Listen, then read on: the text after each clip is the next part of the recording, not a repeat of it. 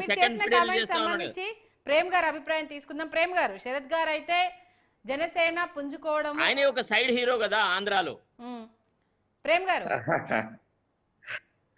Side ఏమండి hero అని అంటే ప్రజెంట్ అయితే యాక్సెప్ట్ చేయలేని ఇప్పుడు పరిస్థితి. శరత్ గారు ఒక నిమిషం. ప్రేమ్ గారు, పవన్ కళ్యాణ్ గారిని ఇప్పుడు సైడ్ హీరో అని అంటే ఎట్టి పరిస్థితుల్లో యాక్సెప్ట్ చేయలేదు. ఎందుకంటే అవునన్నా కాదన్నా కూటమి బలపడడానికి one of the key role. తన 21 మంది ఎమ్మెల్యేలను తను గెలిపించుకోవడంలో తన సత్తా చాటారు. ఇప్పుడు ఒక ప్రభంజనంగా పవన్ కళ్యాణ్ ఉన్నారు అనడంలో ఎలాంటి సందేహం లేదు. అది ప్రధానమంత్రి గారు అన్నారు కదమ్మా, ఖచ్చితంగా తుఫాన్ ప్రధానమంత్రి గారే అన్నారు. ప్రధానమంత్రి మెచ్చుకున్నారు. ఆయన కెపాసిటీ క్యాపబిలిటీని అయితే తక్కువ అంచనా వేయడానికి అయితే లేదు శరత్ గారు. ఇదైతే ఒక విషయం అమ్మా, అవసరం తీరిన తర్వాత రాజకీయాల్లో వాల్యూస్ ఎట్లా ఉంటుంది అనేది నేను నా నిజ జీవితంలో చూసినానమ్మా. అసలు పార్టీని 2 సార్లు అధికారంలోకి తీసుకొచ్చిన డాక్టర్ చెన్నారెడ్డిని 5 నిమిషాలలో మార్చి పరిస్తున్నారమ్మా. నేను సజీవ సాక్షిని ఏం జరిగిందో. అసలు కాంగ్రెస్ పార్టీయే లేదు 1978లో. There was no Congress party. Congress I పార్టీని స్థాపించి పార్టీ వ్యవస్థాపక అధ్యక్షుడిగా ఉండి రాష్ట్రంలో పార్టీని అధికారంలోకి తెచ్చిన తర్వాత 2.5 సంవత్సరాలలో అధికారాన్ని తొలగించినారు. మళ్ళా 1989లో మళ్ళీ మొత్తం కాయకష్టంతో పార్టీని అధికారంలోకి తెస్తే 2 సంవత్సరాలలో బయటికి నెట్టినారు. కాబట్టి రాజకీయాలలో ఎవరి అవసరం పర్మనెంట్గా ఉండదు. అంతెందుకమ్మా, వ్యవస్థాపకుడు ఎన్టీ రామారావునే మెడలు పెట్టి బయటికి నెట్టినారు తెలుగుదేశం పార్టీలో వచ్చి. మీరు అదంతా ఏం చెప్తారమ్మా? ఓకే ప్రేమ్ గారు, ఇప్పుడు మన ఎలక్షన్ ఆల్రెడీ చూశారు, మన ఆయనే హీరో కాబట్టి ఆయన అలా ఉండమట్టే వాళ్ళు అక్కడ మరి పార్టీ రాగలిగింది. హీరో అంటే ఎట్లా? శరత్ గారు కూడా అంత అనుభవజ్ఞులు అయి ఉండి ఇప్పుడు మా నాయకుడు ఏమన్నాడు, మేము సపోర్ట్ చేస్తూ ఇప్పుడు పొత్తు ఉన్నప్పుడు మరి అవకాశాన్ని బట్టి ఆయన సీనియర్ కాబట్టి ఆయన సీఎం అవ్వగలిగాడు. ఈయన సీనియర్ కాదు కాబట్టి ఇంకా డిప్యూటీ సీఎం గా ఉన్నాడు. అవకాశం వచ్చినప్పుడు అవుతారు, అవ్వకుండా ఎలా ఉంటారు?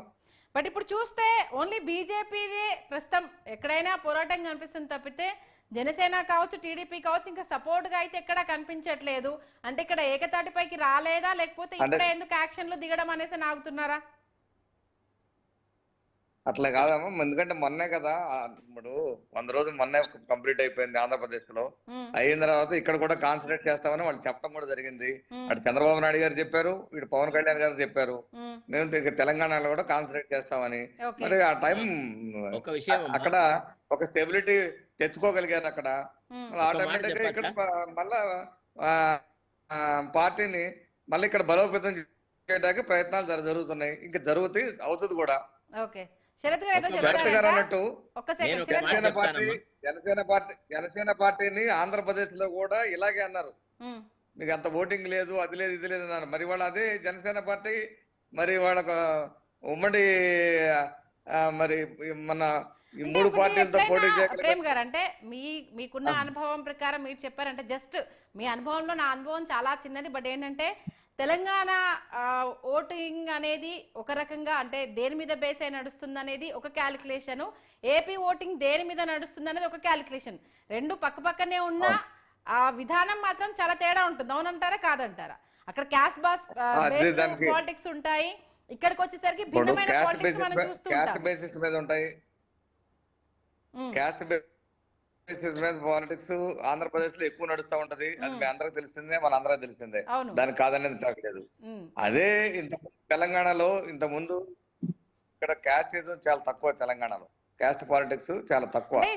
ఈ మధ్య కొంచెం అంటే పాయింట్ ని లేవనెత్తారు ఏంటంటే, ఆమ్ ఆద్మీ పార్టీ స్వతంత్రంగా పోరాడింది 2 పర్యాయాలు అక్కడ.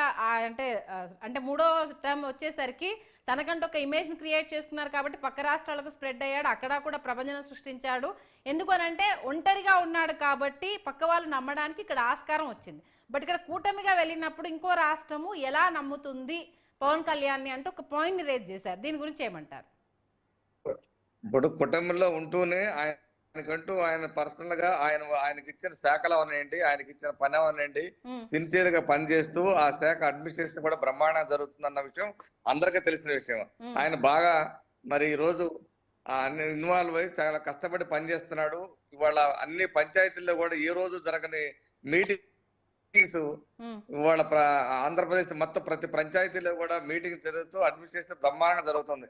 ఓకే. ఇది పంచాయతీ స్థాయి నుంచి. ఉమ్, మరి ఆ స్థాయిలో అంత డెవలప్ చేశాడంటే ఆయనకి ఇండివిజువాలిటీ లేకుండానే చేశాడా?